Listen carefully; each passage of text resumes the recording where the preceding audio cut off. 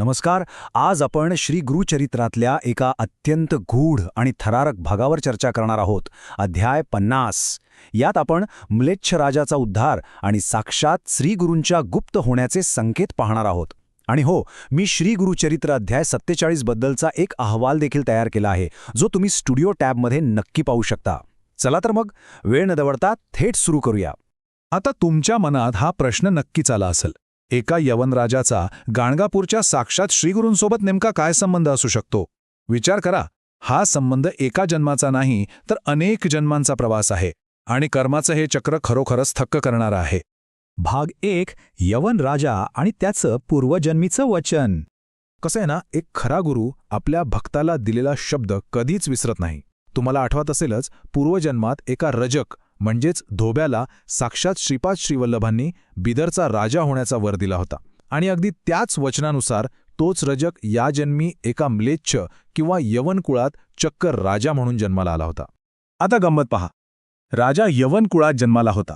त्याच्याकडे अफाट सत्ता होती. पण त्याच्या मनात पूर्वजन्मीच्या संस्कारांमुळे ब्राह्मणांबद्दल आणि देवतांबद्दल कमालीचा आदर होता. अगदी सुप्तपणे का होईना तो आदर टिकून होता.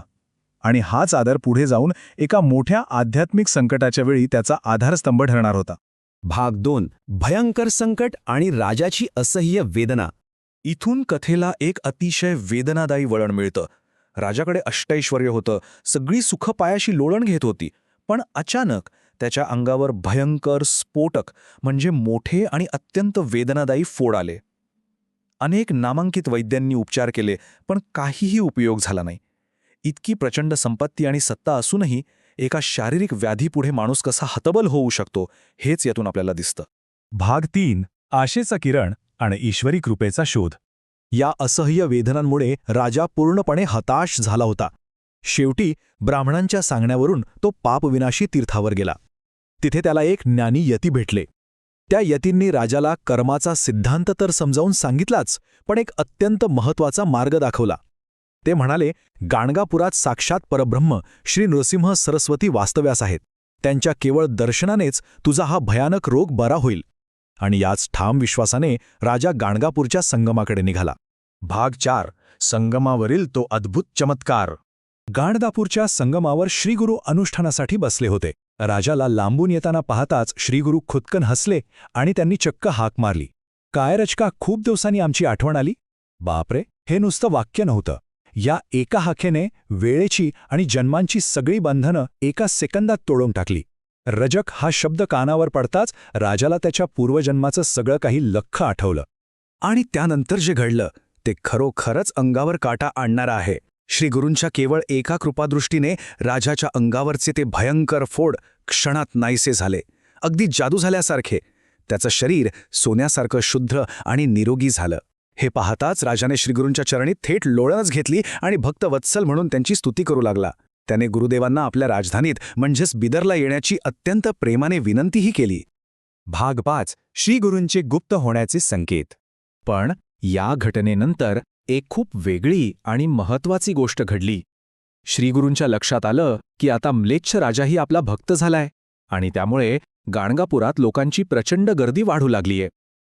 या वाढत्या गर्दीमुळे त्यांच्या मूळ ब्राह्मण भक्तांच्या पारंपरिक आचरणात आणि नित्यकर्मात खूप अडथळे येत होते.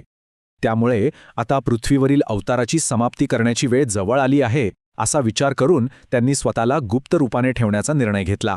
त्यांनी राजाला निरोप दिला आणि अत्यंत स्पष्टपणे सांगितलं की पुढील भेटीसाठी तू श्रीशैल्य पर्वतावर ये. असं सांगून त्यांनी कर्दळी वनात आणि श्रीशैल्याकडे रहस्यमयरित्या प्रस्थान केलं. हा त्यांच्या अवतार कार्याचा एक अत्यंत गूढ आणि पवित्र प्रवास होता. भाग 6. अध्यायाची फलश्रुती. आता आपण हे सगळं का समजून घेत आहोत? कारण या 50व्या अध्यायाचं महत्त्वच तसं आहे. ग्रंथात असं स्पष्ट सांगितले की जो कोणी हा अध्याय अत्यंत श्रद्धेने वाचतो किंवा ऐकतो, त्याच्या शरीरातील असाध्य रोग नष्ट होतात, त्याला ईश्वराची अखंड कृपा लाभते.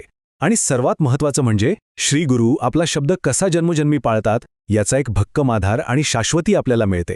जाता जाता एक विचार नक्की करा. श्रीगुरू जरी कर्दळी वनात गुप्त झाले असले तरी खऱ्या भक्तांसाठी ते आजही गाणगापुरात अदृश्य रूपाने वावरत नाहीत का? नक्कीच वावरतात. ज्यांची श्रद्धा खरी आहे त्यांना ते आजही मार्ग दाखवतात. हा प्रश्न प्रत्येकाला अंतर्मुख व्हायला भाग पाडतो. याच सखोल विचारासोबत आज आपण इथेच थांबूया. अभ्यास करत रहा आणि ज्ञानाचा शोध घेत रहा.